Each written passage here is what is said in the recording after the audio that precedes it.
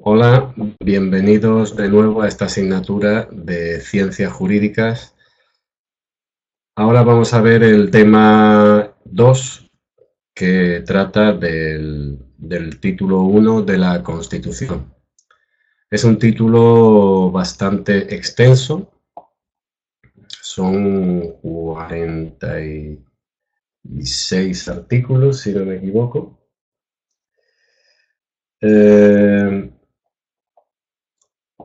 Hay que detenerse poco, no, vamos, hay que detenerse lo que haga falta, pero en esta exposición hoy vamos a tratar todos los artículos lo más esquemáticamente posible porque por cuestión de tiempo, simplemente. Voy a tratar de subrayar lo más importante. Bueno, el título 1 trata de los derechos y deberes fundamentales. Dice el artículo 10, son fundamento del orden político y de la paz social, la dignidad de la persona, los derechos inviolables que le son inherentes, el libre desarrollo de la personalidad, el respeto a la ley y a los derechos de los demás. Como veis, señalo este artículo así porque es así como se puede plantear en un examen de test. El 10.2 dice: las normas relativas a los derechos fundamentales se interpretarán de conformidad con la Declaración Universal de Derechos Humanos. Prácticamente la Constitución asume entera la Declaración Universal de Derechos Humanos de 1948 y esto pues viene a ratificarlo, viene a decir que efectivamente se interpretarán de conformidad con la declaración. Las normas relativas a derechos fundamentales, esto es importante, se interpretarán de conformidad con la Declaración de los Derechos Humanos. De todas formas, hay poco que interpretar, salvo que, bueno, el Tribunal Constitucional sí que tiene que es el único que tiene que interpretar los temas de derechos fundamentales, como ya veremos. Y bueno, esto lo vamos a ver más adelante. Vamos a seguir, que aquí hay mucha tela que cortar. Empezamos con la nacionalidad. Ningún español de origen podrá ser privado de su nacionalidad. Si tú has nacido español, nadie te puede quitar tu nacionalidad. Y existirá una doble nacionalidad con países iberoamericanos y países con los cuales España haya tenido una particular vinculación. Filipinas, se me ocurre, por ejemplo. Aun cuando estos países no reconozcan a sus ciudadanos un derecho recíproco. Doble nacionalidad, es decir, podrán tener las dos, aunque solo pueden ejercer una. Que la mayoría de edad se establece a los 18 años, quiere decir que si se quiere cambiar la mayoría de edad en España hay que reformar la Constitución, porque la Constitución dice que la mayoría de edad es a los 18 años.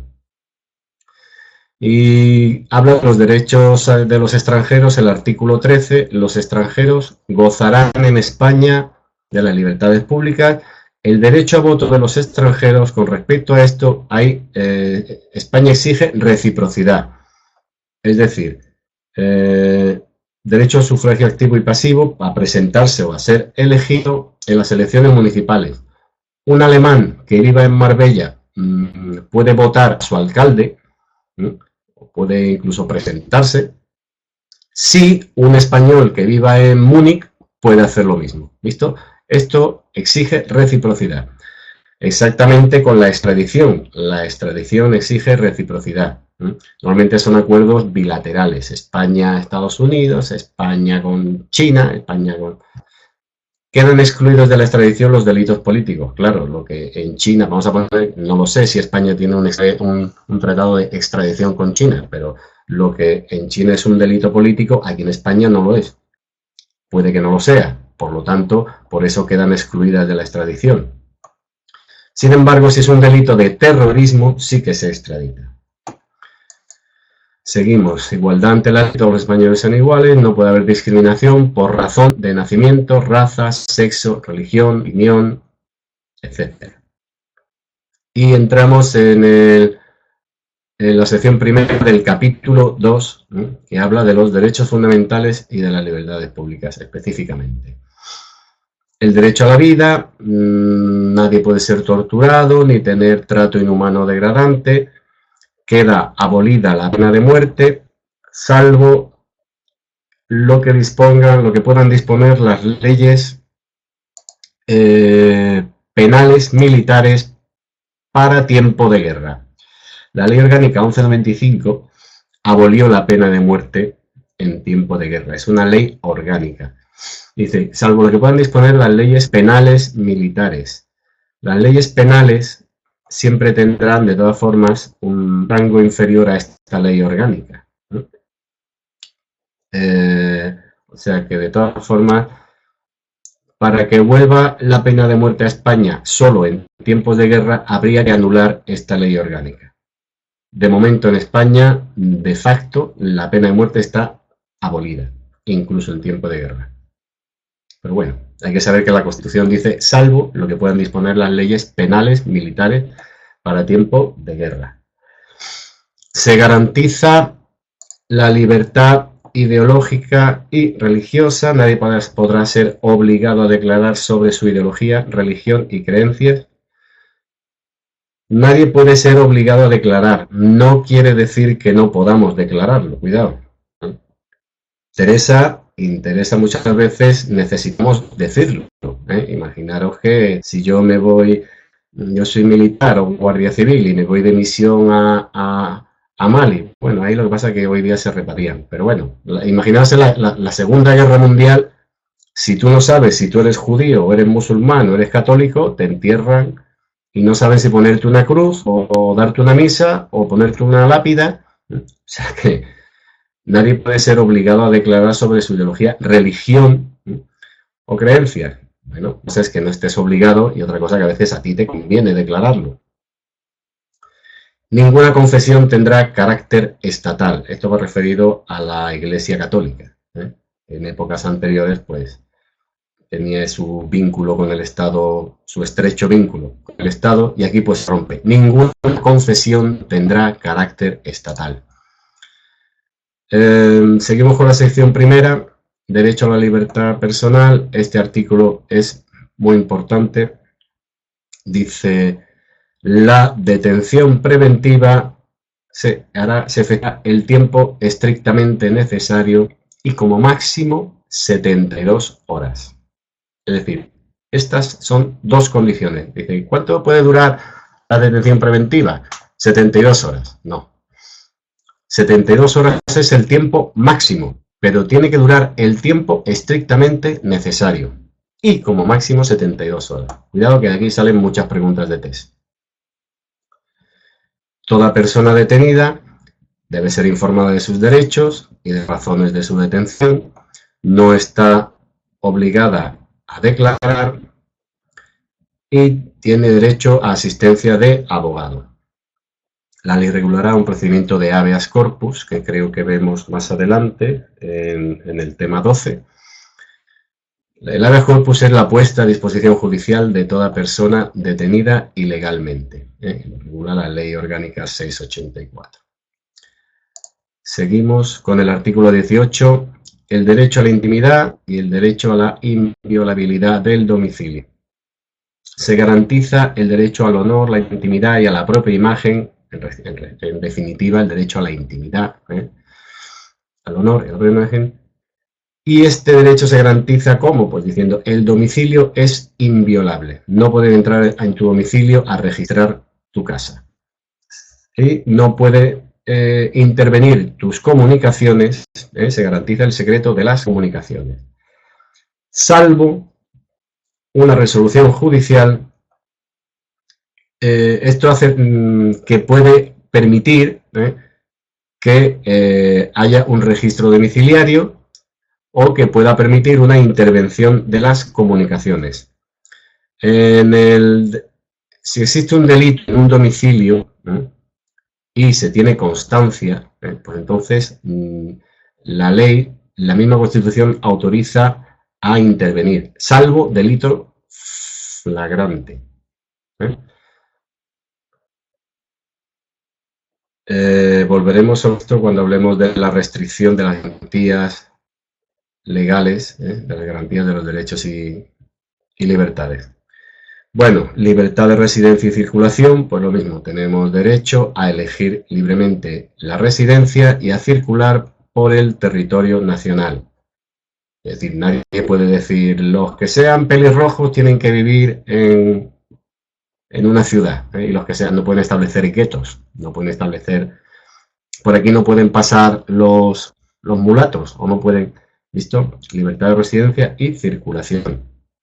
Ya veremos cuándo también se puede restringir esta libertad.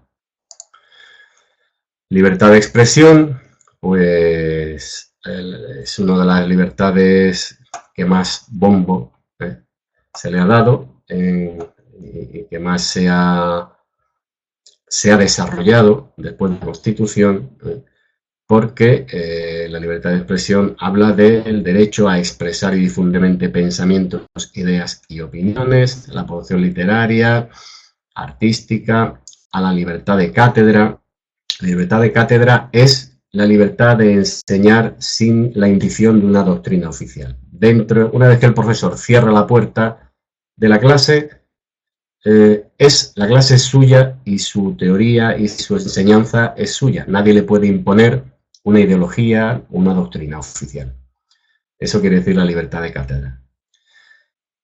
Y a comunicar y recibir libremente información veraz. La ley regulará el derecho a la cláusula de conciencia. La cláusula de conciencia es una cláusula por la cual un periodista, esto se refiere sobre todo a los periodistas, la cláusula de conciencia es del periodista.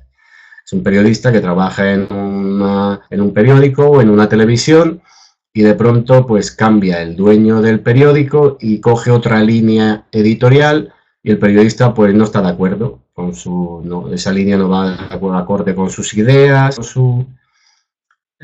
con sus principios y se quiere ir. Bueno, pues esta cláusula de conciencia permite que ese periodista se vaya y encima lo tienen que indemnizar. Es que hay una ley orgánica, porque es un derecho fundamental. Y al secreto profesional, pues el secreto profesional, el de los abogados, el de los médicos, etc. Los medios de comunicación que sean del Estado deben respetar el pluralismo de la sociedad. ¿Cuál es el límite que tiene la libre expresión? Pues el límite está en el respeto a los derechos reconocidos en todo el título. El derecho al honor, el derecho a la intimidad, el derecho a la propia imagen y también especialmente la protección de la juventud y sobre todo de la infancia. Por eso en televisión, en las revistas, cuando sale un menor, se le tapa la cara, se le tapa los ojos o la cara para proteger la intimidad del menor. Solo podrá acordarse el secuestro de publicaciones y grabaciones y otros medios de información en virtud de resolución judicial. Yo aquí la palabra secuestro no lo hubiera puesto, podría haber puesto solo podrá acordarse la paralización de publicaciones o la requisa de publicaciones, pero bueno, el secuestro de publicaciones le llama la Constitución y ahí se ha quedado. En virtud de resolución judicial. Seguimos con la sección primera. El artículo 21, derecho de reunión. El derecho de reunión se refiere a reuniones en lugares de tránsito público y a manifestaciones. ¿Cuál es el único requisito que tiene que tener esta manifestación o este derecho de reunión? Una comunicación previa a la autoridad. No confundir con autorización. No pedimos autorización. Comunicamos que nos vamos a reunir para esto, en fin, no sé los requisitos que exija la autoridad gubernativa. Esta autoridad gubernativa puede prohibirlas si hay riesgo de alteración del orden público. Está regulado el derecho de reunión en la Ley Orgánica 983 y para prohibirse a las Fuerzas Armadas, pues en la Ley Orgánica 9/2011. El artículo 22, derecho de asociación. Las asociaciones que persigan fines o utilicen medios tipificados como delitos son ilegales. Esto tiene la lógica del mundo. Como requisito, pues deben inscribirse en un registro. Este registro es solo a los efectos de publicidad, ¿no? Es decir, a tener conocimiento de que ahí hay una asociación que se llama tal. Nada más. No invalida una asociación el no estar inscrita en un registro o no se anulan sus estatutos, no. Simplemente a los efectos de publicidad. Y también pueden ser disueltas o suspendidas por resolución judicial. Se prohíben las asociaciones secretas y las de carácter paramilitar. Y vamos a el artículo 23, derecho de participación. Los ciudadanos tienen derecho a elegir y a ser elegidos. Es decir, tienen por participación directa, este derecho de participación puede ser directo, llevar una iniciativa legislativa a las Cortes, que son 500.000 firmas mínimo, y también pueden participar directamente en decisiones políticas a través del referéndum. Votar que si una ley se aprueba o no se aprueba, si España se une a la OTAN o se sale de la OTAN. Y por supuesto la participación indirecta, pues que es a través de sus representantes, que son los políticos electos. El artículo 24, protección judicial de los derechos. Todas las personas tienen derecho a obtener la tutela efectiva de los jueces y tribunales. ¿Qué quiere decir esto de la tutela efectiva de los jueces y tribunales? Pues esto es el derecho a tener un juez que sea juez de carrera, a la defensa y a la asistencia de un letrado. Tiene que tener defensa de un letrado. A ser informados de qué se les acusa, a un proceso público con garantías. Público quiere decir con garantías, no que se permita entrar al público. Mira, el proceso público es que haya un fiscal, un defensor, un juez, etc. Y sin dilaciones indebidas, es decir, no se puede tener a una persona en la cárcel 2 años, 3 años, 4 años, mientras se le lleva a juicio.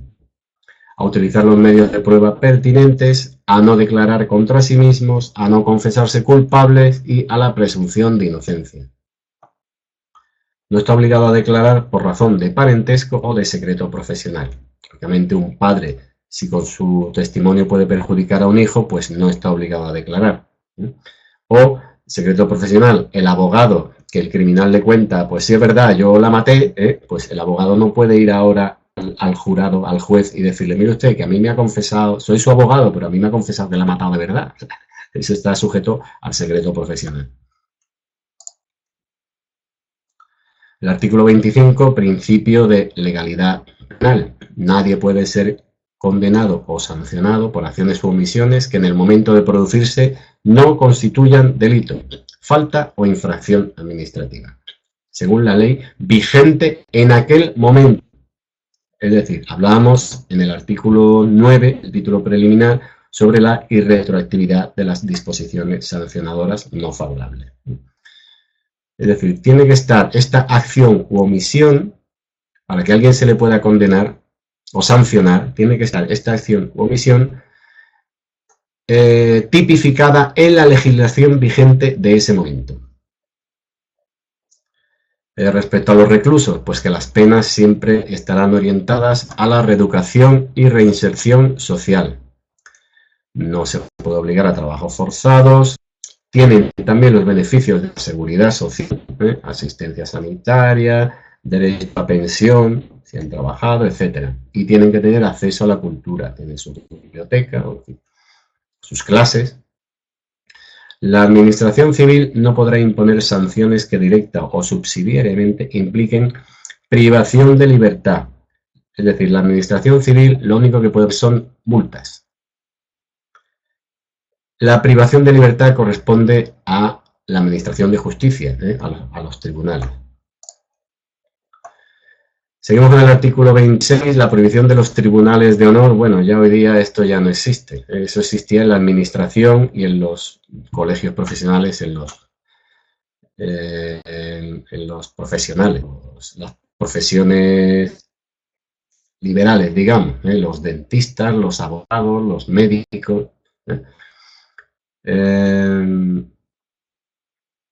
una ley orgánica, la ley orgánica 5005, ya lo prohíbe totalmente en el ámbito militar. De hecho, tampoco se hacían en el ámbito militar. Un tribunal de honor es un tribunal que hacen, digamos, los compañeros de profesión para expulsar de esa profesión a un compañero por mala praxis, por haber hecho algo contra la profesión en general, que los ha dejado a todos muy mal ante el público, ¿no? Entonces se reúnen los compañeros en tribunal de honor y deciden expulsar a ese individuo de esa profesión. Pasaban en el ámbito militar, en el ámbito profesional, los abogados, los médicos, y teóricamente en la administración con los funcionarios, antiguamente parece ser, yo eso no tengo ninguna constancia, pero bueno. La libertad de enseñanza. Todos tienen derecho a la educación, se reconoce la libertad de enseñanza, derecho a la formación religiosa, la enseñanza básica es obligatoria y gratuita, se reconoce a las personas físicas y jurídicas la libertad de creación de centros docentes, es decir, la Constitución reconoce el derecho a la enseñanza privada, también reconoce el derecho a la formación religiosa. Los profesores, los padres y en su caso los alumnos intervendrán en el control y gestión de los centros sostenidos por la administración. Es decir, los centros sostenidos por la administración, públicos y concertados, que también son sostenidos por la administración en parte, tienen que tener un control de padres, una asociación de padres y madres. Y se reconoce la autonomía de las universidades en su gestión. La libertad de sindicación, dice la ley, podrá limitar o exceptuar el ejercicio de este derecho a las fuerzas armadas. Es decir, la policía, como sabéis, tiene sindicato, existe el sindicato de policía y tiene este derecho de sindicación limitado. Las fuerzas armadas y la Guardia Civil, por ejemplo, están exceptuados, no pueden tener un sindicato. Pueden tener asociaciones, que funcionan casi o parecido, pero no sindicato. Respecto al derecho de huelga, pues se reconoce el derecho de huelga de los trabajadores. Es decir, los trabajadores son los únicos que pueden hacer derecho a huelga. No tienen derecho a huelga los parados, no tienen derecho a huelga los jubilados, solo los trabajadores. En la actualidad está pendiente de una ley orgánica, y bueno, hay otra ley orgánica, la 286, que directamente prohíbe el derecho de huelga a los miembros de las fuerzas y cuerpos de seguridad del Estado. El artículo 29 nos habla del derecho de petición, que está también desarrollado en una ley orgánica, la 4/2001, que dice el derecho de petición puede ser de forma individual o colectiva, pero siempre por escrito, es importante, siempre por escrito, y las Fuerzas Armadas y la Guardia Civil pues solo tienen este derecho de petición individualmente. Y vamos a ver la sección segunda de los derechos y deberes de los ciudadanos. El servicio militar y objeción de conciencia. Los españoles tienen el derecho y el deber de defender a España. También tienen derecho a la objeción de conciencia. La objeción de conciencia es el derecho a no hacer un servicio, a no coger armas. Entonces, se estableció, antes de que finalizara el servicio militar en el año 2001, se estableció un servicio militar sustitutorio, que era, los objetos de conciencia, pues se le encargaban trabajos sociales. Trabajos sociales, cuidar a ancianos, algunos se metían en la administración, en temas sanitarios, etc. Era un cachondeo porque no estaba muy bien regulado y no funcionaba bien en todas partes. Al final el servicio militar fue abolido en el año 2001, pero eso no quiere decir que no, igual que la pena de muerte, de momento está abolido por una ley, pero las leyes se cambian. Sistema tributario, todos contribuirán al sostenimiento de los gastos públicos de acuerdo a su capacidad económica. Esto lo único importante que dice es que se contribuirá de acuerdo con su capacidad económica, es decir, será un sistema progresivo. Sobre matrimonio y separación, el artículo 32 dice: el hombre y la mujer tendrán plena igualdad jurídica. Ten en cuenta que en España hace años las mujeres, por ejemplo, pues no podían ser empresarias, o no podían hacer determinado tipo de operaciones mercantiles. Y respecto al matrimonio, pues lo mismo.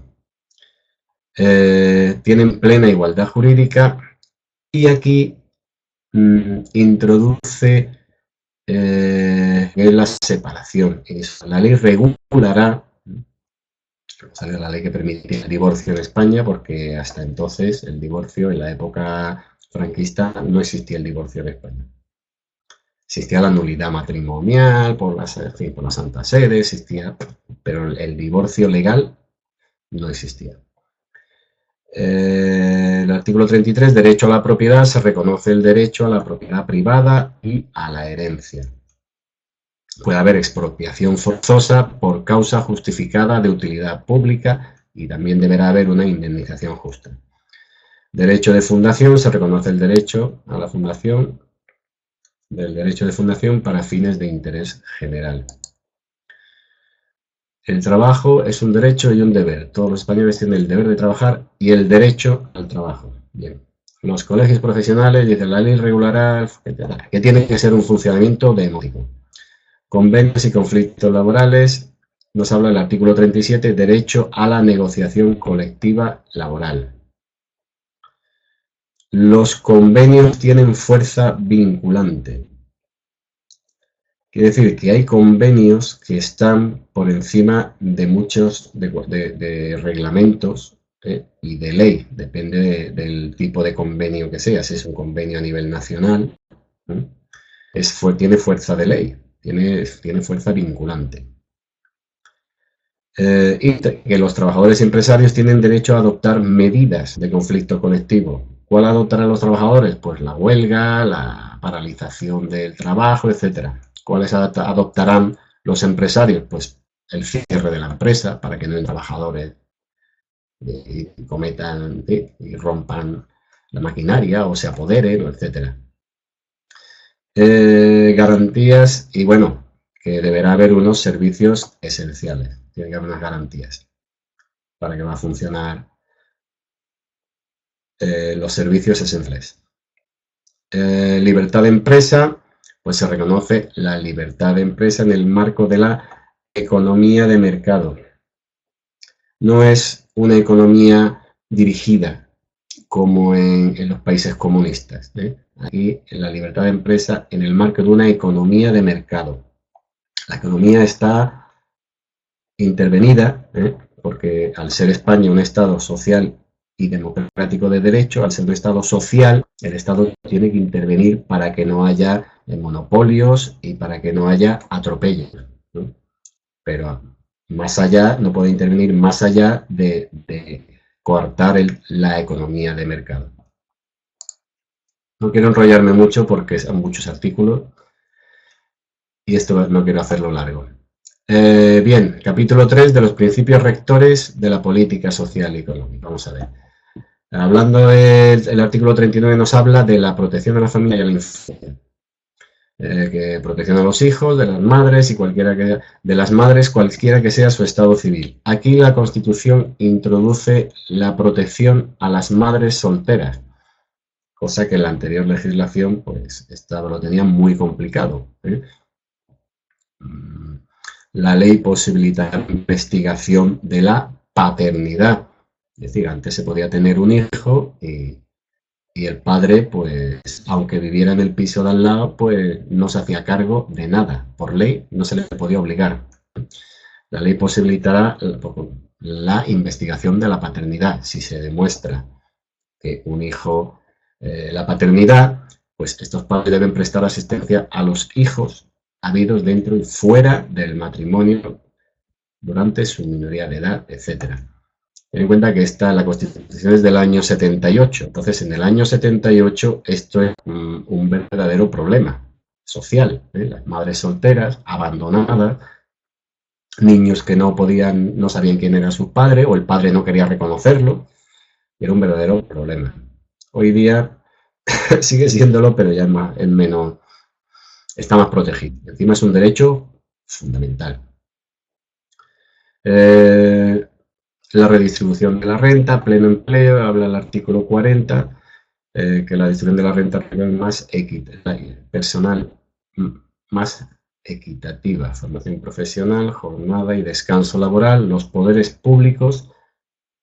Bueno, ahora viene una serie de artículos que suele decir, los poderes públicos garantizarán, velarán, fomentarán, o corresponde a los poderes públicos velar por, corresponde a los poderes públicos, vamos a ir viendo una serie de artículos y vamos a pasarlos a una velocidad la justa para incidir en lo más importante. Dice aquí el artículo 40, los poderes públicos garantizarán, velarán, fomentarán una política que garantice la formación, velarán por la seguridad e higiene en el trabajo, velarán por el descanso necesario, por la limitación de la jornada laboral y las vacaciones periódicas atribuidas. El artículo 41 establece, es importante que los poderes públicos mantendrán un régimen público de seguridad social. La seguridad social es un sistema de asistencia y de prestaciones ante situaciones de necesidad. Esto sí que esta seguridad social es, hoy por hoy, heredada de aquella seguridad social, es un sistema que se creó en el franquismo. Y aquí pues viene a ratificar que continuará, pero dándole un toque de novedoso, ¿no? Contemplándolo en la Constitución. El artículo 42, respecto a los emigrantes, el Estado velará por los emigrantes españoles en el extranjero. El Estado velará por los derechos económicos y sociales de los trabajadores españoles en el extranjero y orientará su política hacia su retorno. Este artículo pasa lo mismo que con el anterior de las madres solteras. En el año 78, españoles emigrantes en el extranjero había muchos. De hecho, eran una fuente de ingreso, de divisas en España. Y pues la Constitución los tiene en cuenta. El artículo 43, protección a la salud, pues dice que los poderes públicos corresponde a los poderes públicos organizar y tutelar la salud pública y que también deben fomentar el deporte y la educación sanitaria, etc. Los poderes públicos, dice el artículo 44, fomentarán el acceso a la cultura. 45, los poderes públicos deberán defender y restaurar el medio ambiente. Artículo 46, deberán conservar el patrimonio histórico, cualquiera que sea su régimen jurídico y su titularidad. Es decir, si hay alguien, un conde, que tiene un castillo privado, pero es declarado patrimonio histórico, cultural o artístico, los poderes públicos deben velar por su conservación, aunque sea privado, ¿no? Cualquiera que sea su régimen jurídico y su titularidad. Artículo 47. Derecho a vivienda, pues todo el mundo tiene derecho a una vivienda digna, los poderes públicos regularán la utilización del suelo para impedir la especulación. Artículo 48. Los poderes públicos promoverán la participación de la juventud en el desarrollo político, social, económico y cultural. Los poderes públicos promoverán la integración de los disminuidos físicos, sensoriales y psíquicos. Los poderes públicos prestarán atención a las personas de la tercera edad mediante pensiones adecuadas y bienestar. Artículo 51, defenderán a los consumidores. Artículo 52, a las organizaciones profesionales, pues la ley regulará, etc. Artículo 53. Bueno, esto es importante. La tutela de las libertades y derechos, el capítulo 4 de las garantías de las libertades y derechos fundamentales. Solo por ley podrá regularse el ejercicio de tales derechos y libertades. Es decir, todos los derechos que hemos visto en estos artículos anteriores se regularán por ley, y además por ley orgánica, como veremos más adelante. No puede haber un reglamento que regule el derecho a la vida o el derecho a la libertad de expresión. Puede haber un reglamento que desarrolle una ley superior. Vamos a ver, se tutelarán estas libertades y derechos se tutelarán de acuerdo con lo previsto en el artículo 161.1.a, que en realidad es la garantía que tienen estos derechos y libertades. Es decir, la posibilidad de interponer un recurso de inconstitucionalidad contra esa ley. Sale una ley que dice que un policía puede entrar en tu casa detrás tuya, andando y registrar tu casa. Y evidentemente, pues siempre habrá un grupo político que interponga un recurso de inconstitucionalidad contra esa ley diciendo esa ley es inconstitucional porque el derecho a la inviolabilidad del domicilio lo recoge la Constitución. Cualquier ciudadano podrá recabar la tutela de las libertades y derechos del artículo 14 respecto a la igualdad ante la ley, de la sección primera, todo lo que es el derecho a la intimidad, la libertad ideológica, y el artículo 30, la objeción de conciencia. El artículo 30 ya ha dejado de tener vigencia, no es operativo porque ahora mismo no existe la objeción de conciencia. Pero bueno, cualquier ciudadano podrá recabar la tutela de las libertades y derechos que contemplan la sección, el artículo 14, ante los tribunales ordinarios mejor dicho, ante el Tribunal Constitucional. Ante los tribunales ordinarios, por un procedimiento preferente y sumario, por una demanda, esa demanda, como va de derechos fundamentales y libertades públicas, pues irá por un procedimiento preferente y sumario. O mediante un recurso de amparo ante el Tribunal Constitucional. Es decir, estas libertades y derechos tienen una doble protección. El defensor del pueblo, pues una ley orgánica regulará, efectivamente. ¿Qué defiende el defensor del pueblo? Pues el defensor del pueblo español. Como sabéis, las autonomías también han creado sus defensores del pueblo. El defensor del pueblo español defiende los derechos del título 1. Es decir, derechos fundamentales y libertades públicas. ¿Quién debe controlar el defensor del pueblo? El defensor del pueblo debe supervisar la actividad de la administración en la aplicación de esos derechos y libertades, en la gestión de esos derechos y libertades. ¿Y a quién da cuenta el defensor del pueblo? Pues el defensor del pueblo va andando hoy noche al Parlamento, a las Cortes Generales, y allí explica todo lo que está haciendo mal la administración y cómo corregirlo. Es decir, rinde cuentas ante las Cortes Generales. Otro capítulo importante es la suspensión de los derechos y libertades. Cuando se acuerde la declaración del estado de excepción o de sitio, podrán ser suspendidos los derechos reconocidos en los artículos que tenemos aquí. 17, 18, 19, 20, 21, 28 y 37 en estos apartados. ¿De qué trata esto? Pues trata de que la detención preventiva podrá durar 72 horas, no, podrá durar más. Que yo tengo que informar de un motivo, que yo tengo que traerle un abogado en caso de estado de sitio, pues tendrá su límite, pero ese no.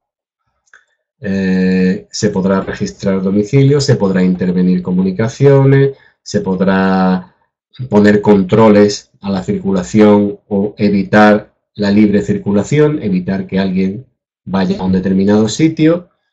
Se podrá controlar la prensa, la televisión, las comunicaciones, como he dicho antes, y aquí la prensa, la televisión, los medios de comunicación. Se podrá limitar o prohibir el derecho de reunión o solo se podrá tener derecho a reunión previa autorización. Ya no te comunican que se van a reunir, sino previa autorización. Se prohibirá el derecho de huelga y se prohíben pues, las medidas de conflicto colectivo. Es decir, no se puede hacer huelga ni se puede entorpecer la economía mediante medidas de conflicto colectivo. Se efectúa el artículo 17.3 para el supuesto de estado de excepción. En el estado de excepción sí que hay que informar del motivo y sí que hay que tener, se tiene derecho de abogado, pero en el estado de sitio se suspenden todas estas libertades.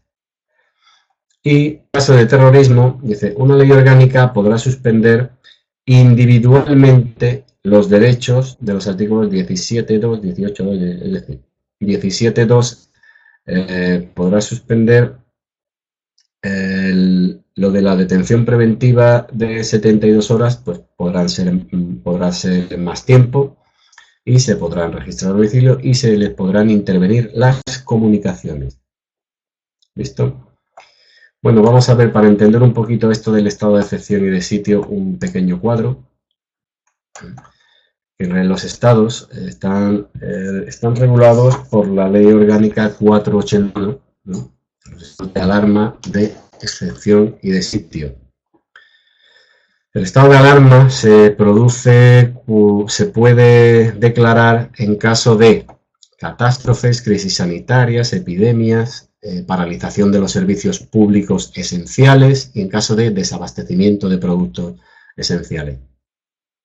¿Quién lo declara? Pues el gobierno, pero tiene que dar inmediata cuenta al Congreso.